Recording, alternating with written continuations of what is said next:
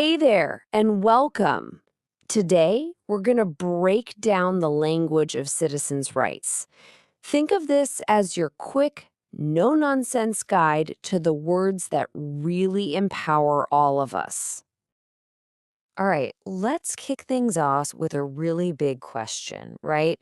What does it actually mean to be a citizen with rights? I know it might sound like some formal legal term, but here's the thing, it's something that touches our lives every single day. And that is exactly why this stuff is so important. This isn't just about memorizing words for a test. It's about having a toolkit that lets you get involved in your community, stand up for what you believe in, and protect yourself and the people around you. Okay, so where do we even start? Let's begin with the real building blocks. We're going to look at three huge ideas that, honestly, everything else is built right on top of. First up, the word citizen. So, what is it? Well, at its core, it just means you belong to a country, a community. And that belonging, it comes with two super important things, rights and, yep, responsibilities.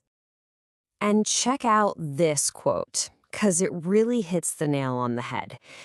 Being able to participate in society, that's not just some nice little extra or a privilege. Nope.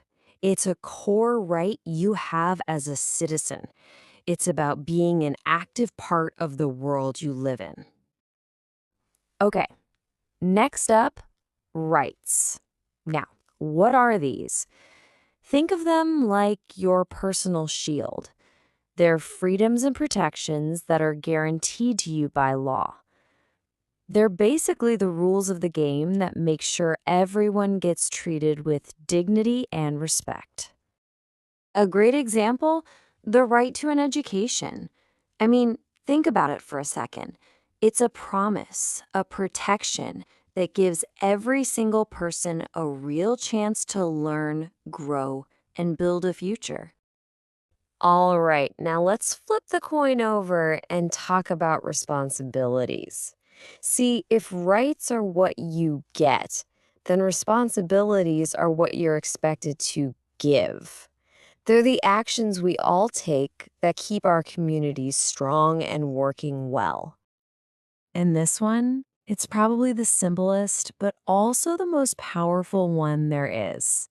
Respecting others. I mean, that's the glue, right? It's what holds a community together. A simple idea, but with a massive impact. Okay, so now that we've got those building blocks down, let's see what we can build with them. Let's dive into some of our most essential freedoms. So on the screen here, we've broken down four really huge ones. First, there's freedom of speech. That's a big one, right? The ability to say what you think without being afraid of punishment. Then you've got equality. This is just a core idea that everyone should be treated the same and get the same shot at things. Next is justice. Pretty simple. It means fair treatment when it comes to the law. And last but not least, privacy. That's your right to keep your personal stuff, well, personal. So it's great to know what these words mean, but how do you actually use them? Yeah, this next part is all about putting this knowledge to work in the real world. Here are a few phrases that can be super useful. When you say, I have the right to, you're standing up for one of your freedoms.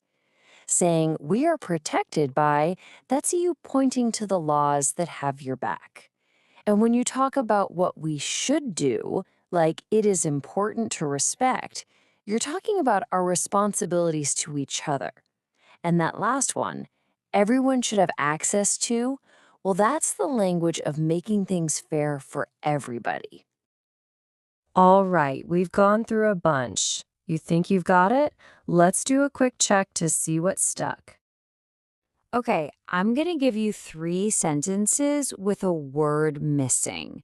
See if you can fill in the blank. Ready? First one. Every has the right to be treated fairly. Mm. Second one. We have the right to express our ideas. This is called freedom of.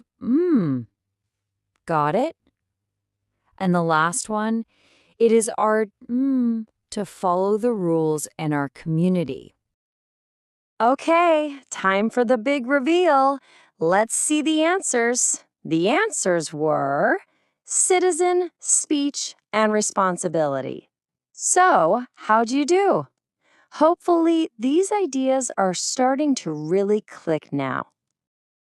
All right, so let's wrap this up with one last thing for you to chew on. Of all the rights we talked about, which one do you think is the most important one? Like the one that holds all the others up? Just something to think about. Thanks so much for tuning in.